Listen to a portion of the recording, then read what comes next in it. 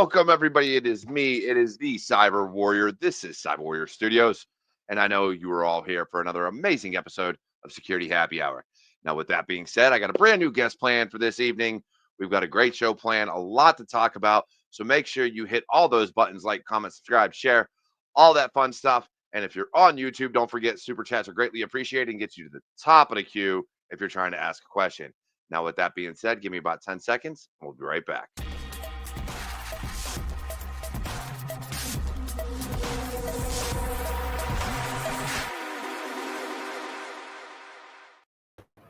And we're back. So with me this evening, I have Peter G. And Peter is just transitioning into cybersecurity. So this is bound to be an amazing show. Because as you all know, I love having new people on this show that are just breaking in so we can get their stories, their trials, tribulations, obstacles, all that stuff, and what they got going on. So without further ado, Peter, how you doing this evening?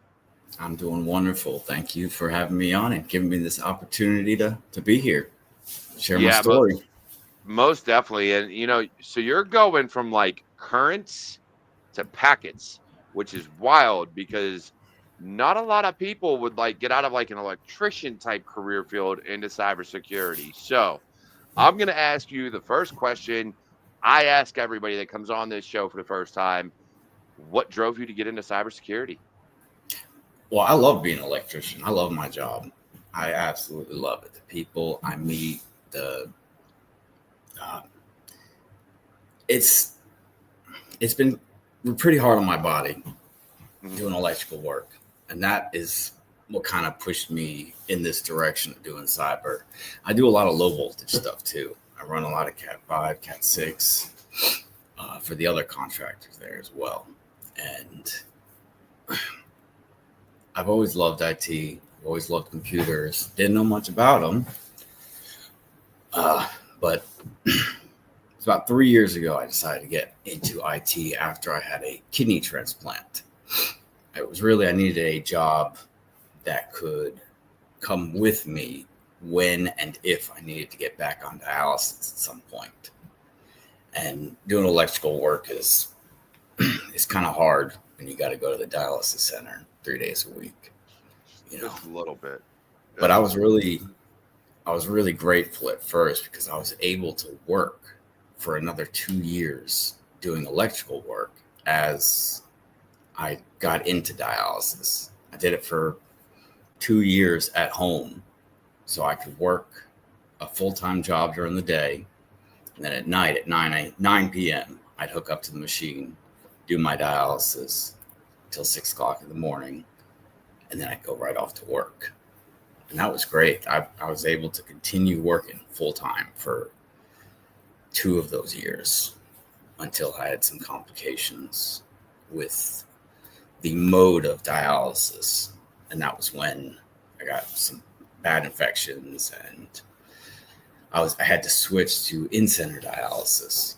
And that really put a stop to working full-time since I had to be in-center.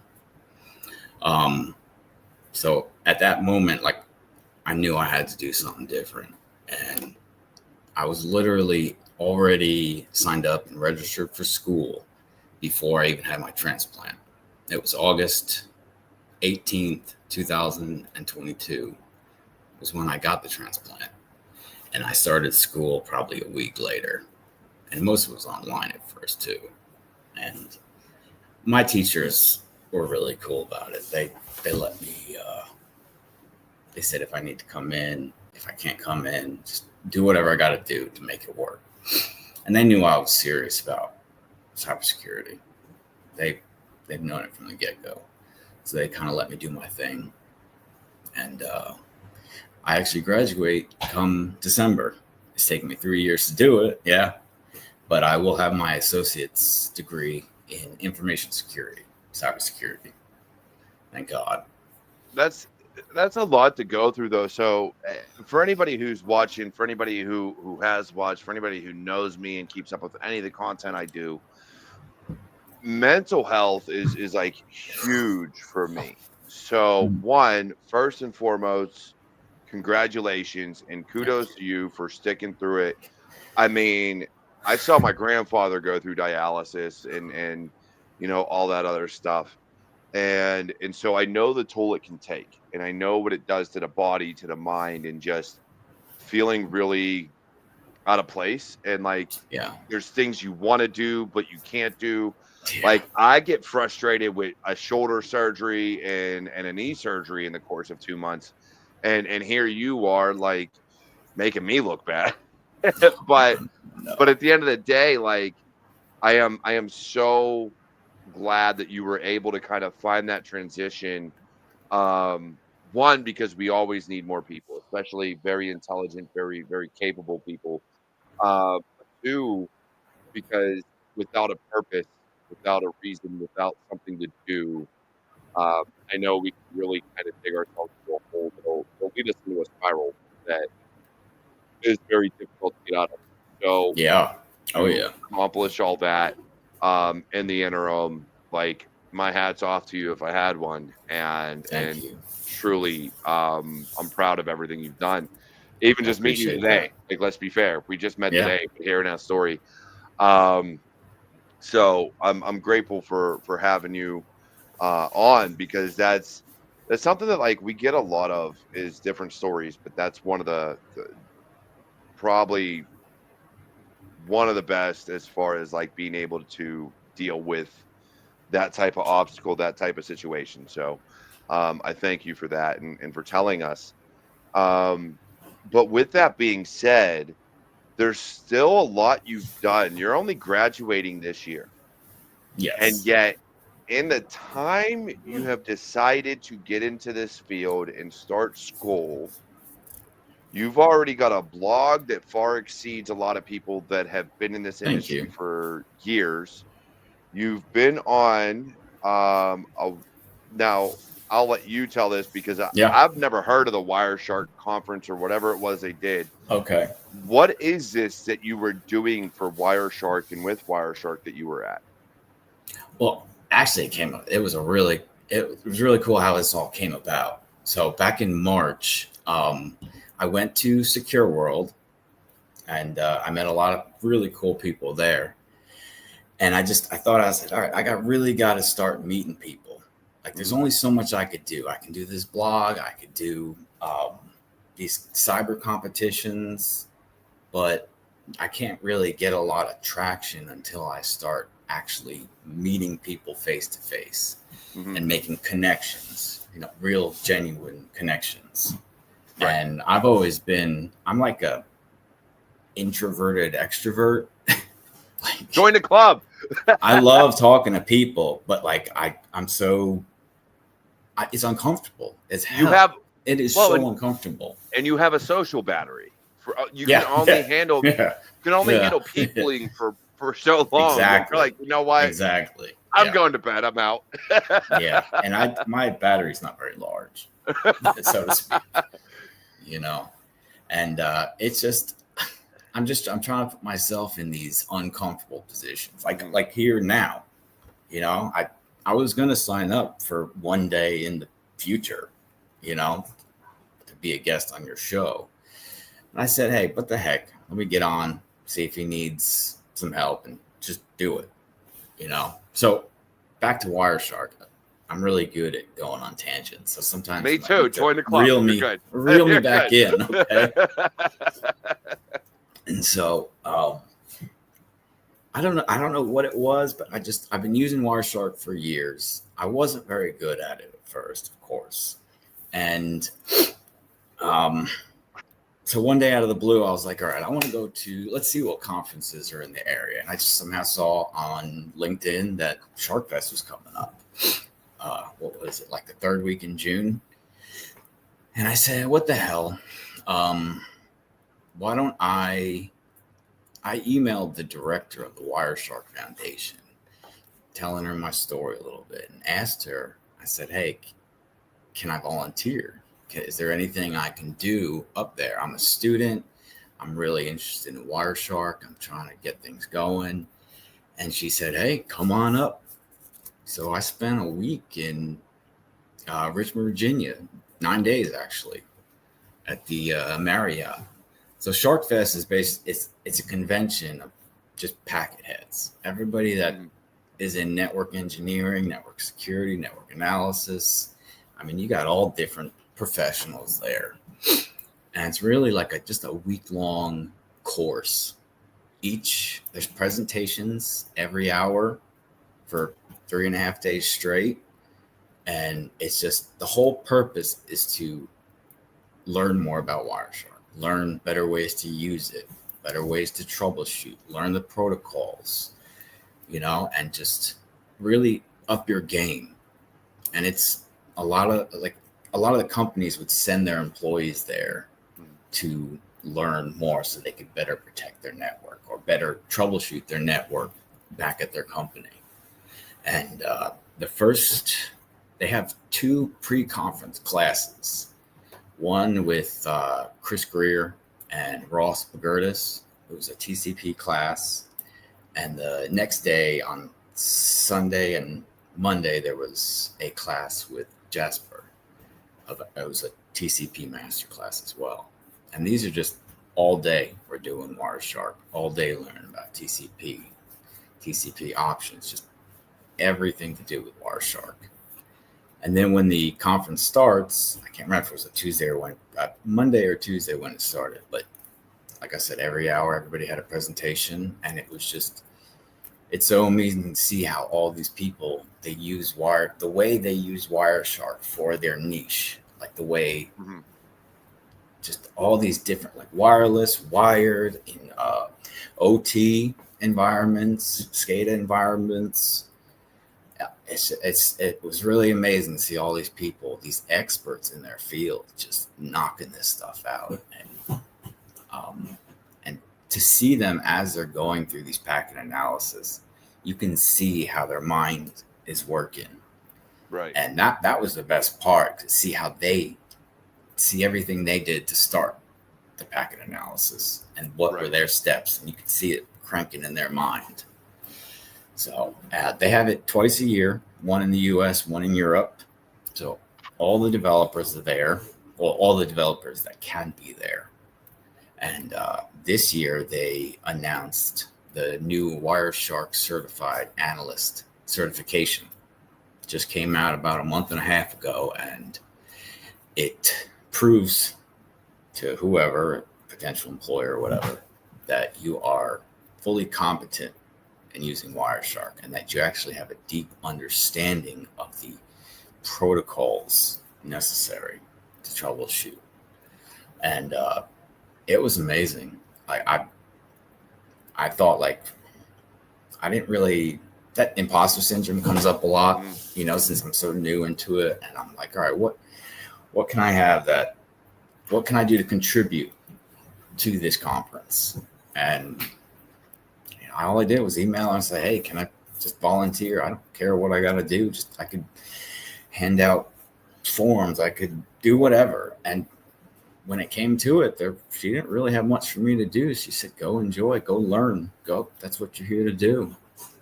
And I made a lot of really cool connections, a lot of important connections there. And everyone was so kind and humble. It's amazing. Yeah.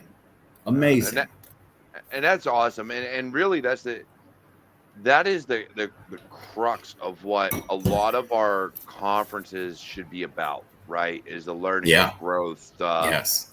And this is why I talk so much about like B-sides and your smaller kind of conferences, because you get a lot of that there. Now, as they get larger and they're more grandiose, you get all these salespeople and a lot of like your sales talks and buy our product and our product is the best. I find you lose a lot of that atmosphere.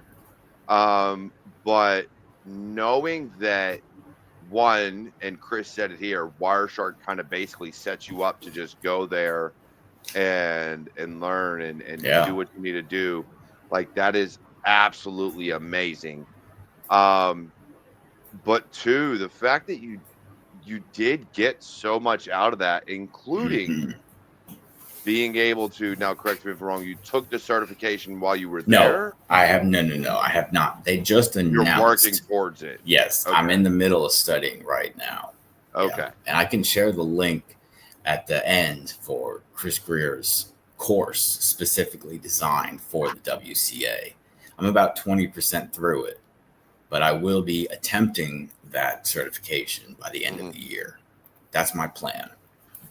So what got you into the networking side? Because Wireshark is all about networking. Yeah. Well, what kind of spun you off into that? Like, I saw a lot on your blog about, like, yeah. Everything you were doing with electricity and how you were using Raspberry Pis to do this, that, and the third. I But loved it. But what got you into the networking side? Because that's where I started out, was wireless networking, and got my CCNA and all that other stuff. Yeah. So what was your kind of like driving force into it? Well, I know eventually I want to get into like red teaming or blue teaming. Like, just I want to get into some sort of ethical hacking. I can't just jump right into it. It's not that easy. The networking aspect of it is all right. So all this, you got everything runs on the network. I mean, everything. We can't do what we're doing without the network, without those first fundamental layers. Layer 1, 2, 3. We just can't do anything. And that's my mentor, one of my teachers. He's been amazing in this journey. He will bend over backwards for me to help me with whatever I need. He said, he made it clear that you need to really understand the fundamentals before you can go off and do any much parts of cybersecurity, right? And so I said, all right, eventually I want to get into a security role, a security position. So I need to know everything about networking. That's where most of our problems begin. Like, if you got a threat actor, how are they going to get into your network? They're going to go in through the network. If the server goes down and you can't, your content's not available, that's most of the time it's either application issue, but a network issue, and so I've been really just focusing on the fundamentals, like just advanced fundamentals of networking. And I think that's where we need the most people. We got a lot of red teamers, and we got a lot of blue teamers, and but if we don't know how they're getting in or what part of the network they're accessing, like, I want to learn it. I just want to learn security at the fundamental level, right? And just know I can troubleshoot something just at an instant, and Wireshark could give me the ability to do that. That's why I've been just focusing on the fundamentals, operating systems, application. I'm learning a little bit of coding, Python. I want to get really well-rounded before I go and eventually get a security position.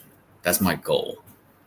And as I'm learning the fundamentals, I find these little niches that I'm interested in, like hardware hacking or Linux, and all the little configurations needed for networking and VLANs and just routing and all this stuff that's just fundamental for the network to run, for our apps to run, for our content to be delivered. And I just find it incredible. I find it just amazing how we can get one thing to the other side of the world in milliseconds. Right. It's just been fascinating. Yeah, I have, funny enough, August 22nd, I'm having a conversation with another gentleman, and we're going to talk about the abandoned tech that still allows all this to happen, right? Yeah. And you as someone who is kind of like delved into Linux a little bit, we're not going to say how much, but like even like there's been recent 0 days that have come out about, like, with the oldest packages baked into almost every instance of Linux, right? Like sudo, I think, had a 0 day come out recently that had been there for some years. I think a few years ago there was another one, and Debian, like all these things that no one ever found, no one knew about, and it had been there. So the real question comes down to, right, from a security perspective, like, and this is why I love having new people on, because they bring a new perspective to the show. What do you do in those instances, right? Where like something has been ingrained in your environment for an upgraded patch. You think you're doing all the best you can do, and you're always Yeah. doing the right thing. And then a 0-day comes out. But how long did somebody know about that before it became public? Yeah. Oh, yeah. You never know. You never know. Could be years. Years. So we have all these security toolings, right? Your EDRs, your SIMs, your Yeah. network firewalls, your IPSs, your IDSs, and all this other stuff. But even with all of those, there is a known good set of communication. So if no one knew something was bad, right? So Yeah. no one had anything to look for. Yeah. That's considered good, which means now your network has been propagated. Anything Linux, at least, at the very least. Oh, yeah. So it really begs the question for me: how much is currently compromised based on how long these vulnerable packages have been within Linux for years, We Debian don't and know. otherwise. I mean, how would we measure that? You know, like, I bet there's even more out there that we don't know about. You know? My AI, you know what I'm getting at. Quit being a prick. You knew what I was trying to say. But he says people never found. No, somebody may have found it, AI. They just never told anybody. Hence, Yeah. it's a Yep. 0-day because it's just now being found by the good guys. Yeah. That's what a 0-day is. A 0-day is the good guys finally finding it, Yep. not it has never been found. So, correct your terminology, homie. It's my boy. I served with him in the army, so I Oh, that's love messing cool. with him. Keeping secrets is good stuff. But with all of that, right? So you're breaking in. You get your degree this year. You've been doing a lot with networking, and another thing I want to add on to that is I respect the hell out of the fact that you're going for the fundamentals. That has been a Yes. big thing for me, and what I try to articulate to people anytime they're on this show or ask me questions offline or whatever the case. Fundamentals are key. If you don't know the fundamentals, I then agree. it can really screw you over in the long run. Oh, yeah.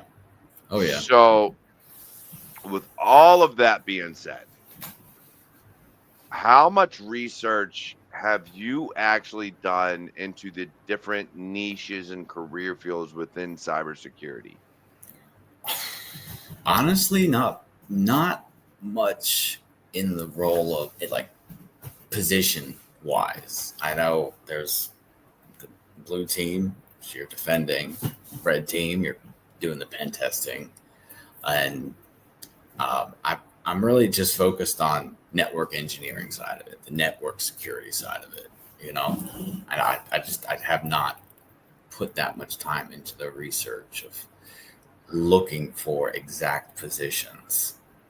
You know, And there's nothing wrong with that, because a yeah, lot of people, you need to start out in IT somewhere. Not yeah, everybody starts out in IT. I yeah, wish they would, but they don't. Hmm. So if you can make a career out of cyber out of never doing IT jobs, then cool. yeah, But the fact of like going into network administration and engineering and understanding that aspect of things, that is what makes everything function and everything work. yes, Without your networks, everything dies. yeah, So, yeah. with that being the case, how much have you dug into the OT side of networking, right? So, the protocols and the Oh, way yeah. those different things have kind of kicked in. Not as much as I'd like to.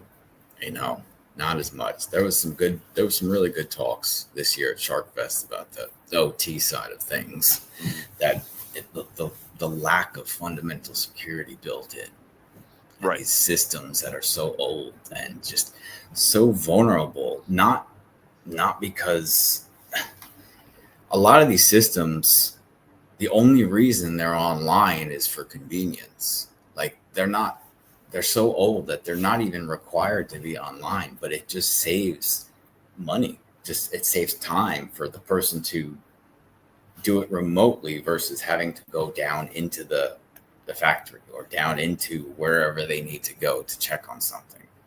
And a lot of our utilities, our water, our electric, they're vulnerable. You know, like they're really vulnerable. So our critical infrastructure, and I would venture a guess most countries' critical infrastructure, just because of the way business works and things work, is extremely vulnerable if you can get the right placement, i.e., Yeah. Stuxnet. Yeah. Um, Yeah. But Mm-hmm. when I look at it, I think a lot of it becomes, and I've talked about this on previous episodes, so I'd love your take on this. Um, when you look at something like an electric company, a hospital, a gas company, whatever the case may be, you have these companies that come in and they say, hey, for X millions or billions of dollars, we'll give you all these, all this operational capability. Yeah. We'll give you quarterly updates. Why quarterly? I don't freaking know, because they're too lazy to do it monthly. I don't know. Cost savings, who knows? But we'll give you all of this. And then within a year or two, they go out of business. And Mm-hmm. now you're looking at hospitals, which really can't afford it. Oh, yeah. Power companies that, some of them are suppliers, some of them are distributors, some of them are not. The different areas of power and gas and all this other stuff. Now they got to replace all this and or find someone in-house that Yep. knows how to deal with it. So in those situations, do you think it is these external third parties? So it's not coming from the government, it's not coming from in-house. Do you think a lot of these third parties have been more of a detriment to our critical infrastructure than an actual, hey, we're going to make things better for you? Like Oh, more yeah. more negative than positive by doing all this. Yeah, because that company that came in and set everything up and was their managed service provider did not, and they go out of business, right? They didn't do it to out of the kindness of their heart to help them. They did it because they needed to get their products sold, and once they go out of business, they're SOL. So what in your mind would be a good way to rectify it? Like you look at something like Southwest, right? Southwest Airlines Yeah. blatantly came out and said they were running on some old ass Windows operating system for some of their services. I don't know what. Yeah. It was a meme and a bunch of I never did all the research. I just know some point of their services did not come down because they were running an old operating system that had nothing to do with what the current Yeah. ones were. So when you look at situations like that, like how do you upgrade it? Who should be responsible? Like how do Yeah. we get funding? How do we what is in your eyes as someone new and fresh eyes to the field, what would you say is kind of, especially because you're an electrician, like Yeah. the best way to kind of fix some of these problems? I I really hate to say government, like regulation wise. I really hate to say that because we know how well that works, But VA member here. I get it. yeah, exactly. But like for these new, we got to look at it in terms of importance. Okay, like say our electric utility, right? Our water, these are AT&T, our all these utilities.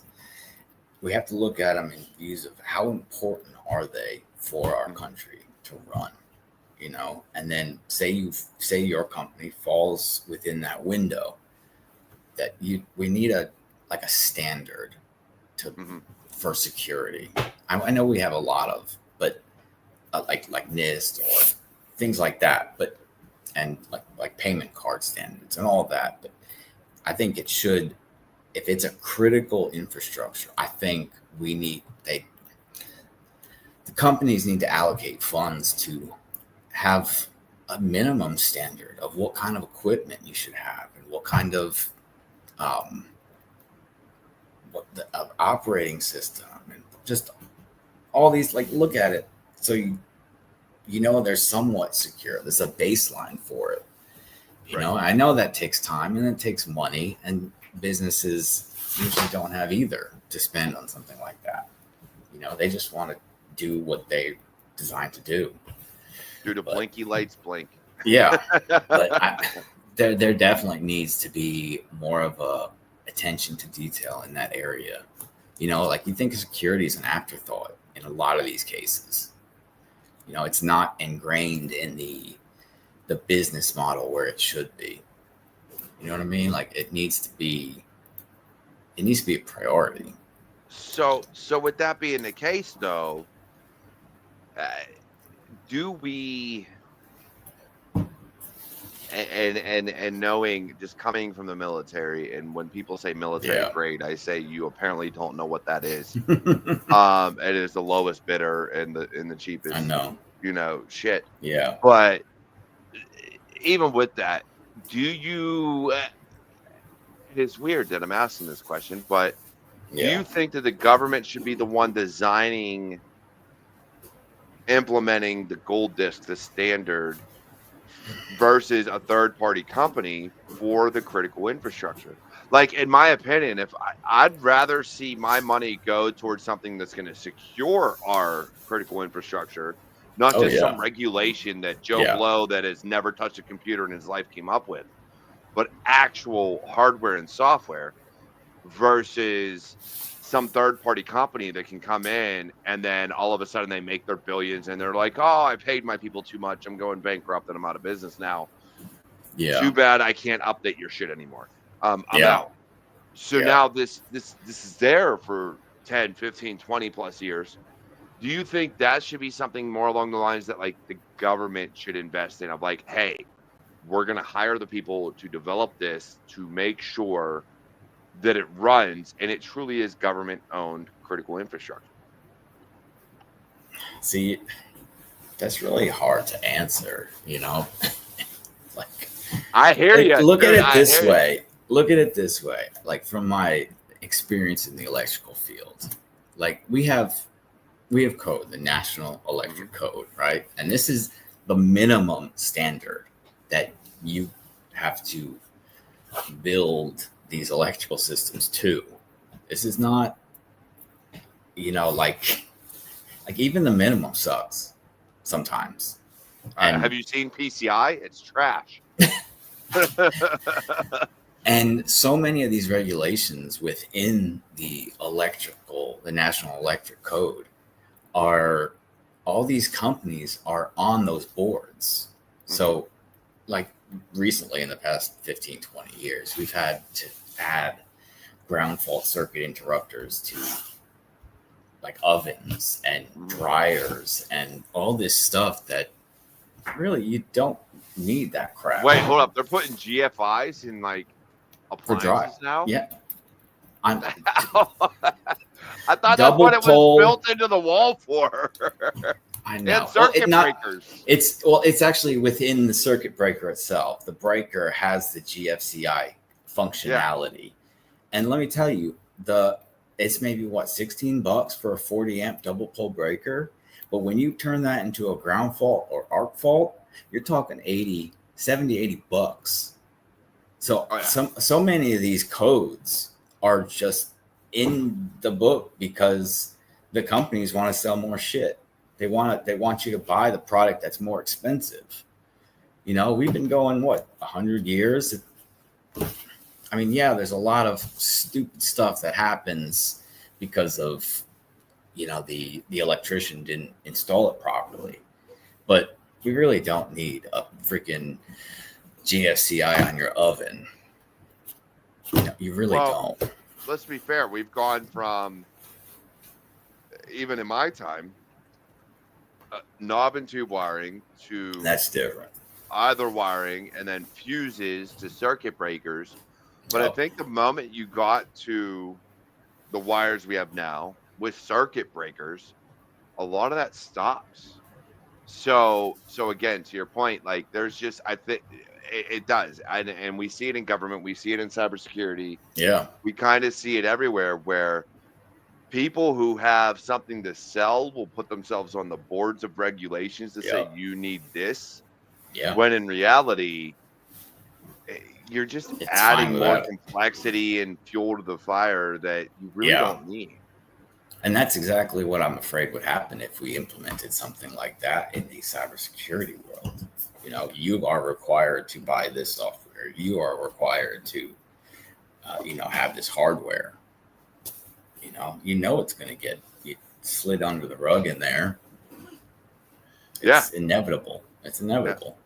And So that's and why it's so kind of weird with getting the government involved in it. well, and that's what I want to say is because so let's do what we once said. Gov has to build their own proprietary hardware and software and throw OSI, TCP out the window.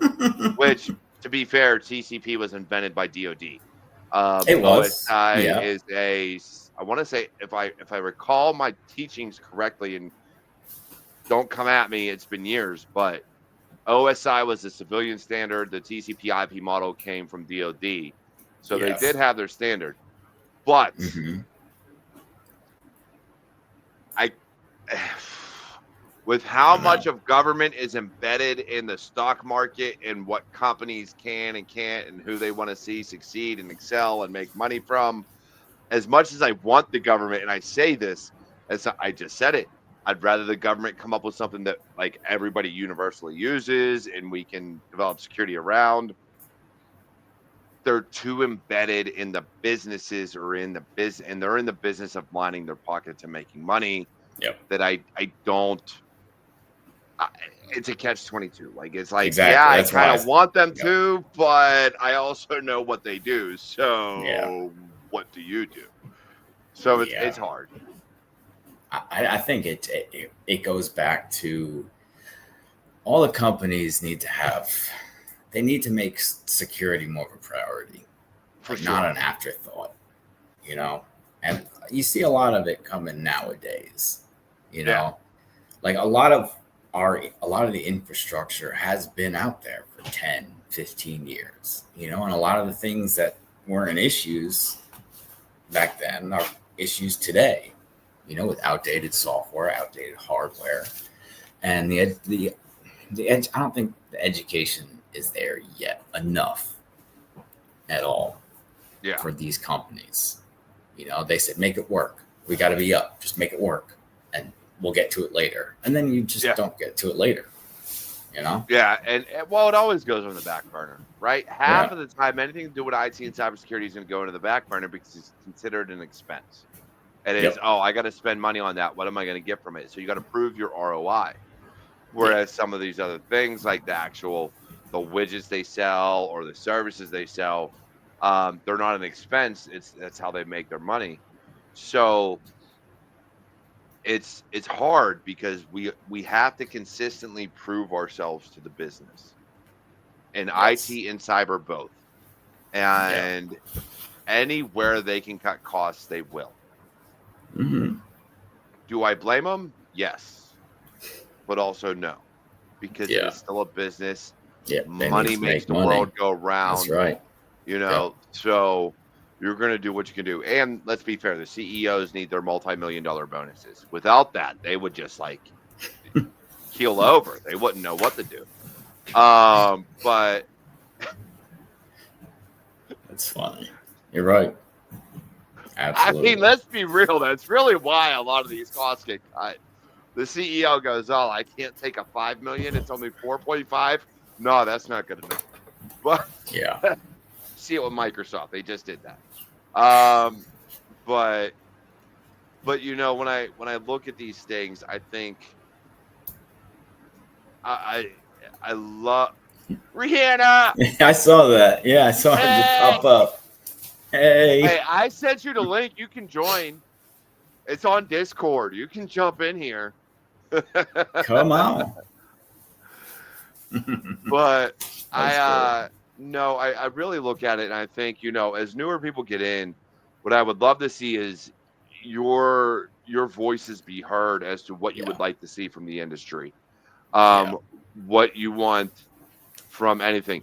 Join on your phone. Wait, I just like covered my mic. Join on your phone. You'll be okay. I love her. She's hilarious. Peter, you got to watch last week's when we had her on. It was good times. Nice. I met her at Secure World back in March or April. Awesome presentation. Good stuff. But I think we need to do more for security. We need to advocate for ourselves. Yes. And as you come up, like, I want the younger generation, so yourself and everybody else. And I say younger, not in terms of age or experience. Yeah. But I want those that are breaking in to really advocate for the industry. I think we need that. The older people here, those that have been in for, like myself, 15, 20 years, you know, it's hard because you still have the CISOs that report to CIOs or COOs or, you know, legal or whatever. They don't have a seat at the table. They're literally sitting there going, yes, sir, I have chief in my name, but I'm not a chief. I can't talk to the CEO. He doesn't like me today. So can you please deliver this message? Like, that should not exist. And so I want us, as we advance with the next cybersecurity professionals and the next ones, we get to that point where we can advocate to the business owner, the CEO directly and say, look, this is messed up. Like, we need this, and this. Not just that, but then we can have them sign off on the risk. The CISO should never be the fall guy. Never. It should always be the one telling you, no, you can't spend that money. Yeah, I agree. That should be the fall person. Hey, we need to do that. We need to hire 5 more people to be able to secure our business, to do these things. I need a budget of $500,000. On average, it's $100,000 a person. Now, depending on how many years it takes to get to that point, that money can fluctuate, whatever. The point is, having that, you can sit there when they say, nope, you're not allowed. Cool. Can you please sign off on this risk because our tools are going to fail? Yeah. No, I don't. Then give me the money. You're either signing off on it or like, I'll take it to the CEO, and we'll go to the CEO and say, hey, either get your homeboy or your homegirl to do this, or you're not secure. We need to get to that point. We also need to get them better educated on the security side of things. The one that are giving us the money to do what we need to do, oftentimes they don't know exactly what's trending now or what needs to be done. They don't see that technical side of it as often as they should. Yeah. They just don't. I mean, well, there's that, and there's also, and I don't discount that, which is why, so I always felt that the CIO and the CISO and the CTO, one, they should work in tandem and always be communicating. You should not silo yourselves. Yes. But two, you all need a seat at that C-level table. You need to be able to communicate to the executives at a business level the risk, the ROI, the financial, everything about it, and say, hey, I need this for these reasons. If I don't get it, it's going to cost you this much more. You are absolutely right. There needs to be more communication between the layers, way more communication. And I see that all the time in contracting. Like, if I don't go talk to the plumber about where I'm putting my vanity fixture, he's going to put his pipe right directly in center of the faucet. And that's usually where my box goes.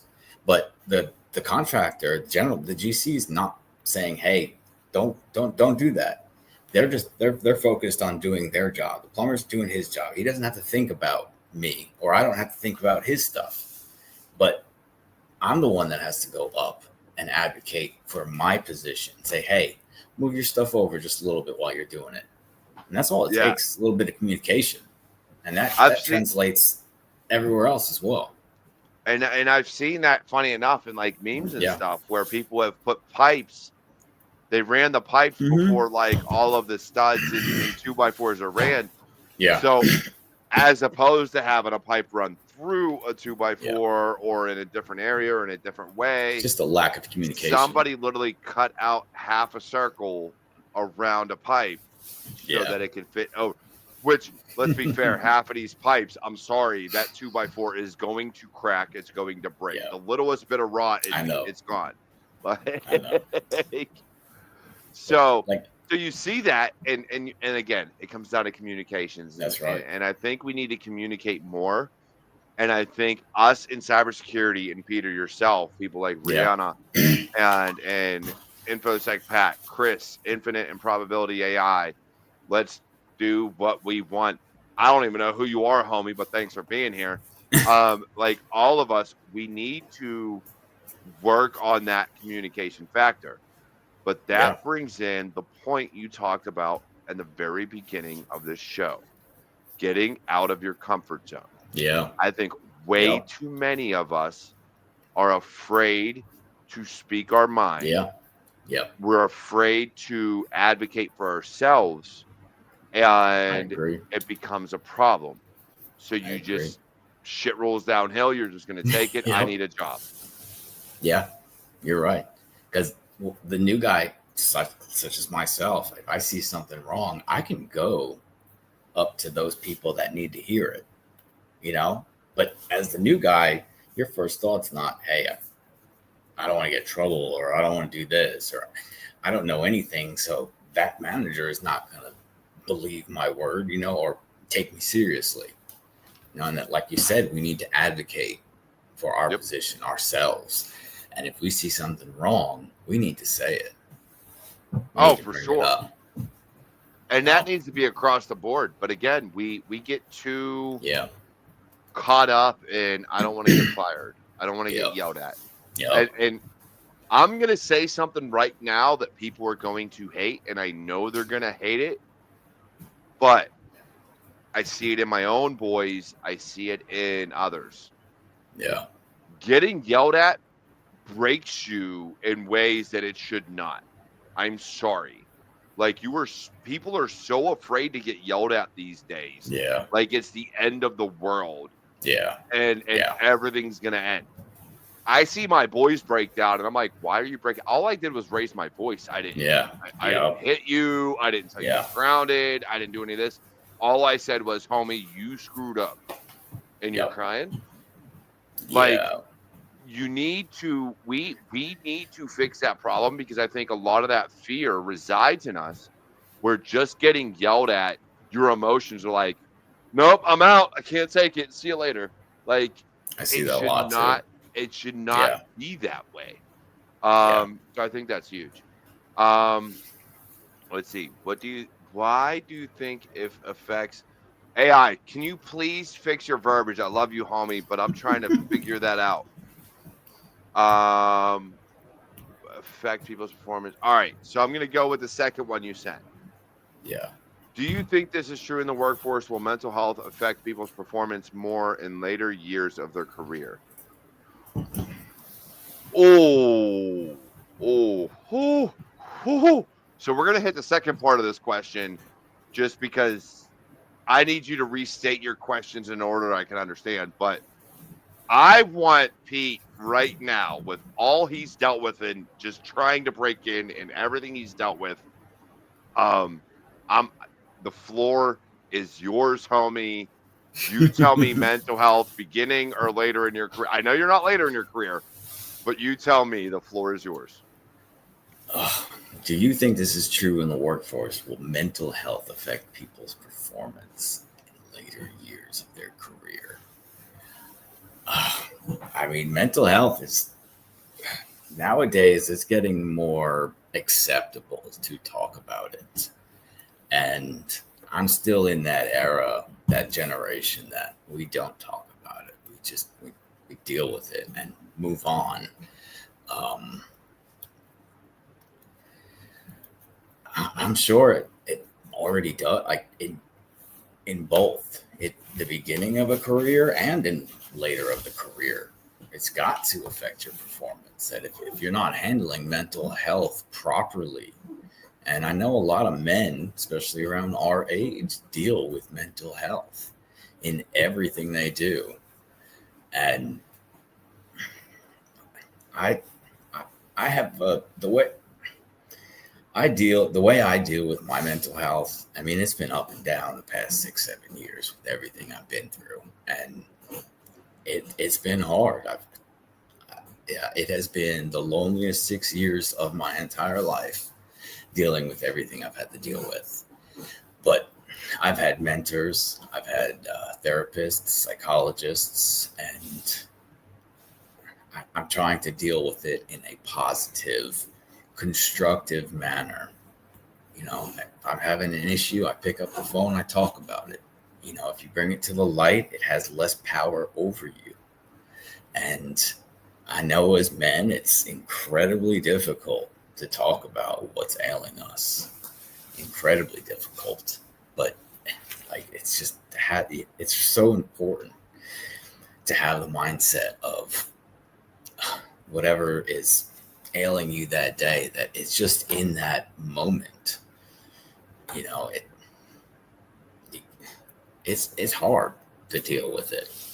And I'm sure it affects people's performance at any stage in their career. I'm honestly not really sure how to answer this question, but you know, but if you don't take care of your mental health and say you need to do something about it, if you're not doing anything about it and you're just thinking it's going to go away, you know, that's not how it works. You have to actively participate in your recovery of whatever it is.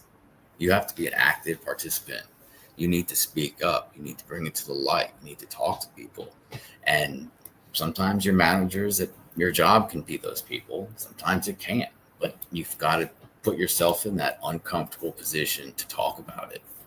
And the more you talk about it, the less hold it has on you. You got to bring it to the light. And that, I'm not sure if that answered your question or not. Well, no. So You know? reading through what he wrote. So I'm going to read these. I'm not going to Thank put them you. on screen. Okay. Most people think mental health affects academic performance in early college years. Once the student gets a rhythm and coping mechanisms, mental health is less of an issue. However, these studies show the contrary is true. Mental health becomes more of an issue in academic performance in later years. So, what people think versus what studies show. Why do you think performance in later years and not as much in early years? Do you think this is true in the workforce? Will mental health affect people's performance more in later years of their career? So, as I go through it and I think about all this, Thank you. one, in the schoolhouse, mental health, right, regardless of what school you're going to, I think personally it affects you initially because yes, once you get a rhythm and coping mechanisms, it's just study. It's study, go to school, do what you need to do, Yeah. find everything you need, and you're good to go. And the workforce, I think if you have not developed coping mechanisms, Yeah. the reason why it affects you later versus Yep. earlier is because earlier in your career you're doing something you love. It's basically Mm-hmm. top down. You don't it's like the military. Yeah. Tell me what to do, I go do it. I don't have to come up Yeah. with plans. I don't have to document. I just go do. Give Yeah. me my marching orders and I'm out, right? Tell me what to do, not how to do it, and we're going to get it done. Whereas later in your career, you have to come up with the what and how. Yeah. I'm going to tell you what to do, or I'm going to document Yeah. the what and how. I'm going to do all this, which tends to be a burden on a lot of people, especially when you're very technical minded. So now you've got to switch your mindset from, hey, I learned all this from a technical side. I've done all this from a technical side. Now, as you move up in your career, especially in cybersecurity, you have two options. You either become a principal and stay there.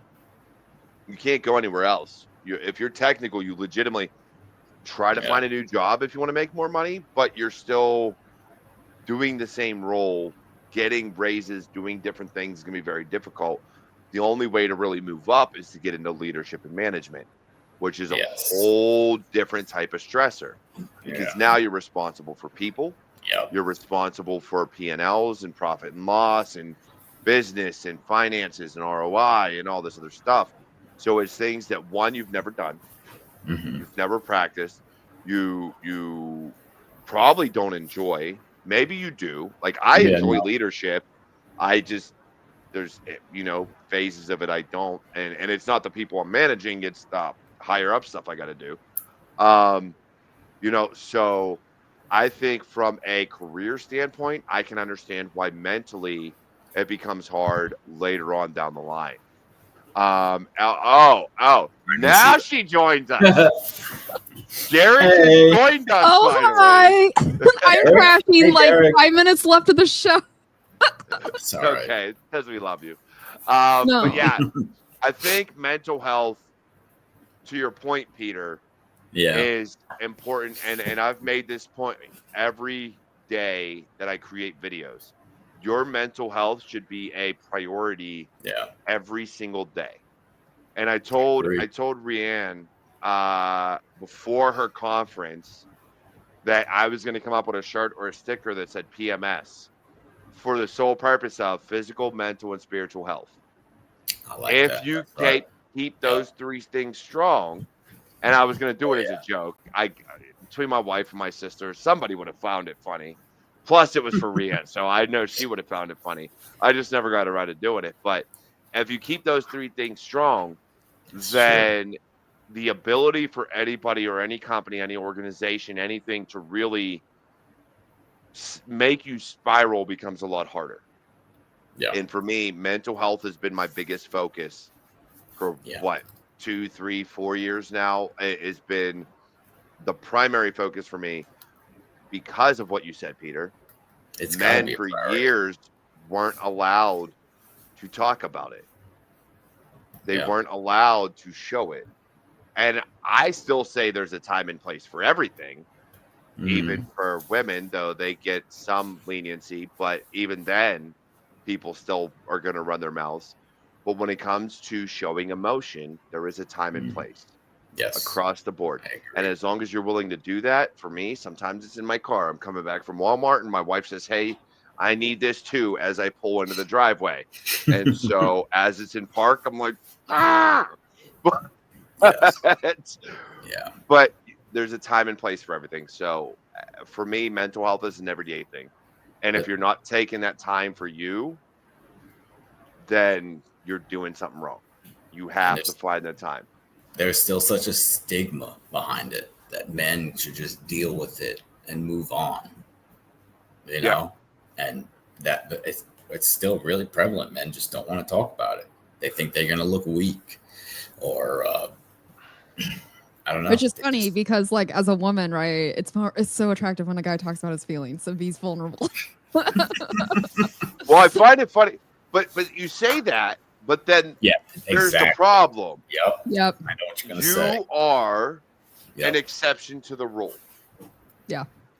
Because for us, and I know we're going way off the rails now, but I love this this All right. conversation, this topic. For men, what has been found is that in their relationships, instead of women saying, "Oh, I love this, you're communicating, we're talking," that's what they say then. Yep. Then get into a fight in a year, and all of a sudden, they're bringing up all of the Yep. trauma you just shared with them as a weapon. Yep. So I Weaponized. read a book. So my spouse and I, what we do, like once a month, we will sit together or like once every other month, and we sit together and we realign expectations and Yeah.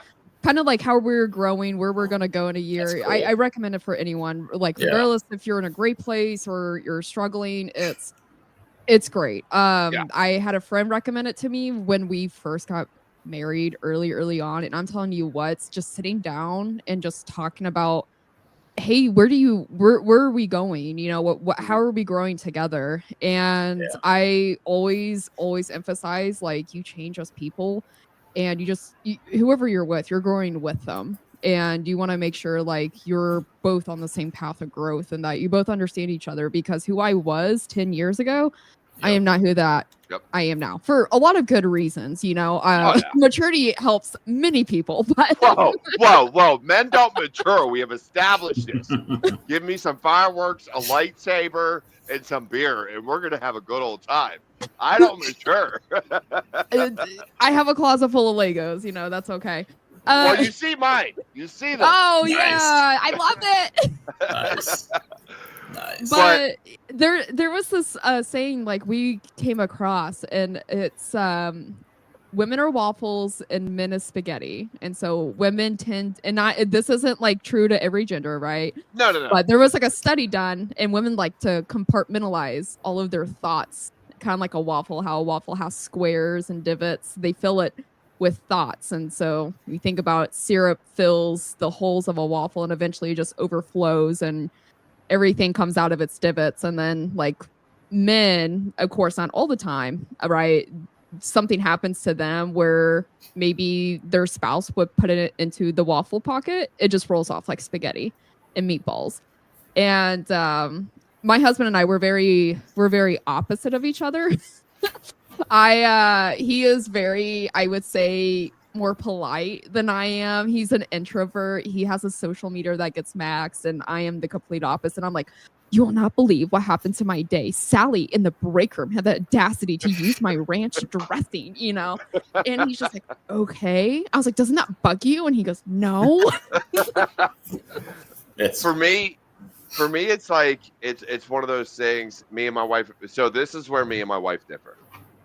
And I know we're going from cybersecurity conversations to relationship, but I absolutely love this. Mm-hmm. For me, it was for years. So I made a lot of mistakes in our marriage and our relationship. I will never deny that. I was an asshole for years. I will stand 10 toes down on that. I had a lot of problems. But when eventually got to the point of I need to communicate, I need to actually talk to her, tell her what's going on, this, that, the third. It's hilarious because like now I'm like, hey, let's communicate, let's talk about it, what's going on, let's be vulnerable, da da da. She's like, I don't do that, and I'm like, babe, we should do that.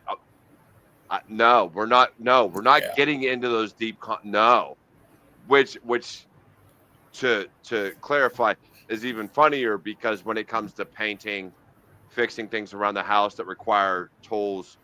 I know how to use most of the tools, but she's the one that ends up using them. I'm the techie. She's the one that does the manual labor. I lift heavy shit, but she's the one that puts it together.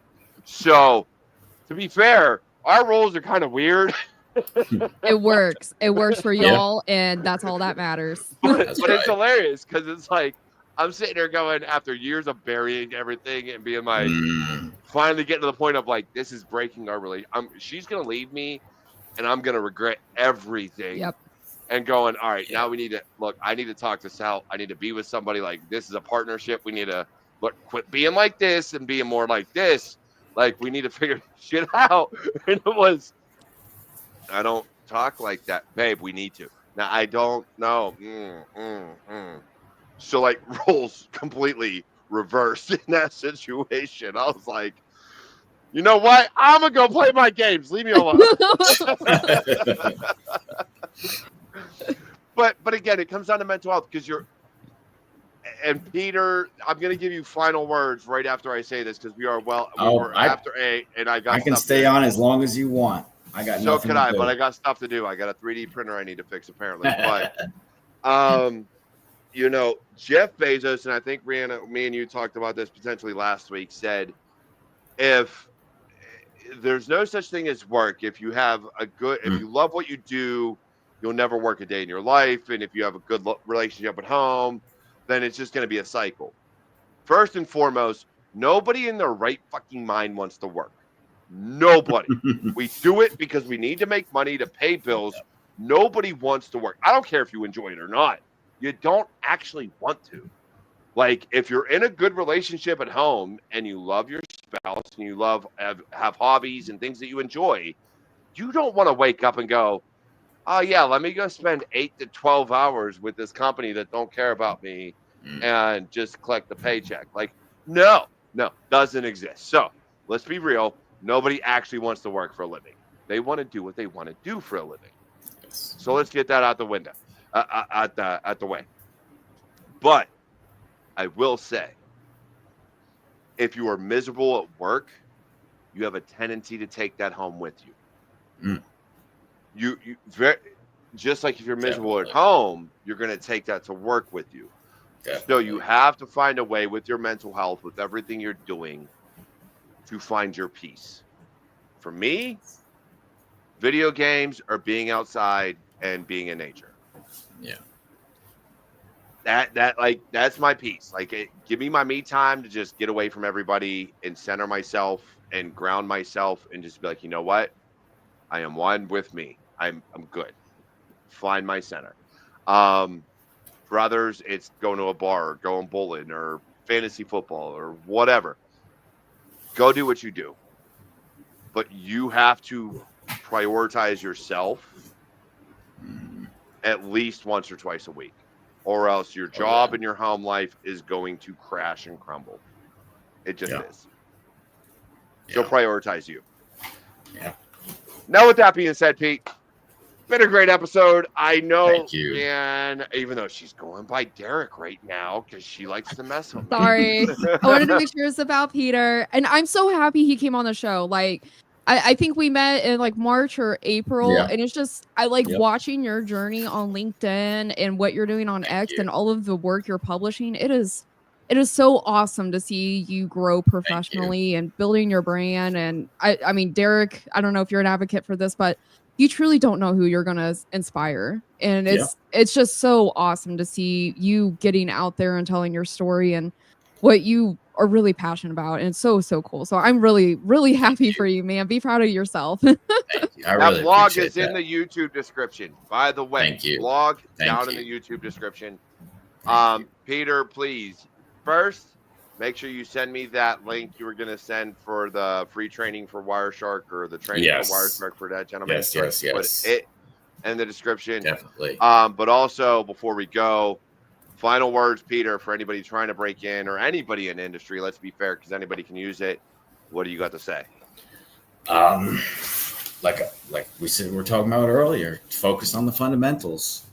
You know, learn operating systems, learn networking, learn a little Python. Just focus on look at your CompTIA Plus material and just focus on the fundamentals and be open to anything. Say yes as much as you can. Learn to be comfortable in the discomfort. You know, walk up to somebody, say hello, just get comfortable being uncomfortable. You know, like this was last minute. I said, what am I going to have to talk about? You know, and I said, let's do it anyway. We find a way. Be open to it. You know, study hard, focus, just do what you got to do. You know, and if you really enjoy it, you're going to stick with it. You're going to do some awesome stuff. You know, try to help people. That is the number one indicator of success. If you're out here trying to help somebody else, if anything you do in the context of helping someone else, you will succeed completely. Definitely. You know, so I really appreciate you having me on. Thank you. It's been a pleasure, Peter, and it's been a great conversation. And because Derek down below joined us, Rian, why don't you send us off with your final words, and then I'll just say goodbye. We'll hit end, I guess. Then this is where I say final words and then just leave mid sentence because I'm a troll. But I will say, like even kind of just dovetailing off of what Peter said, it's say yes, be comfortable being in the discomfort. You know, like Peter and I, we didn't know each other. We went to a conference. He came up and said hi, and that led to him joining my Discord and getting connected with other people. I started promoting some of his blogs through my platform because they are awesome. And I don't know if I ever told you this, Peter, but I've had several emails after that got posted saying, wow, like I didn't know I could do this with this tool or that idea. So it was really cool to see how that just kind of like, I would say, inspire other people. And you never know what doors of opportunities it might lead. I always say cyber is such a collaborative community. and we got to continue to build on it. And that's how this industry's so strong. That's why it has such a positive reputation. So it makes me so proud that literally you are living what you were saying. Be Thank you. comfortable in discomfort. Go up and talk to people and just build your network. Like it goes such a long way because now you met other Derek. Yeah. Yeah. OG Derek. Everybody in the chat too. Yeah. Everybody. Yeah. So it's I mean, I'm glad I convinced Derek to hop on my Discord because it sounds like a lot of people are interested coming on here now and getting their message out and, you know, just being able to get out in the community as well. So it's really, really cool. Yeah, definitely. And look, I have my own Discord too, people. But nobody talks in it like they talk in hers. Yep, she's gone. But no, saying final words. Look, Peter, once again, I appreciate everything you're doing. I appreciate your story. I'm glad you were able to share that with everybody. Thank you. For any links, anything you want to connect with Peter with or myself, please go down into the YouTube description. Check it out. We have it all there. Also, if you want to connect with Brianna, who was just on here, go to last week's episode. Make sure you watch the entire thing and then go into the description and connect with her. She does have Cyberspeak Labs, a Discord, and everything else. Absolutely enjoy everything she's doing. And she did put on and host her first ever Cyber Lab Con last week. So make sure you check her out. Check that out. Otherwise, it's been an amazing episode. Once again, I will say it, PMS, physical, mental, spiritual health. That's right. Keep it strong, keep it growing, keep getting better.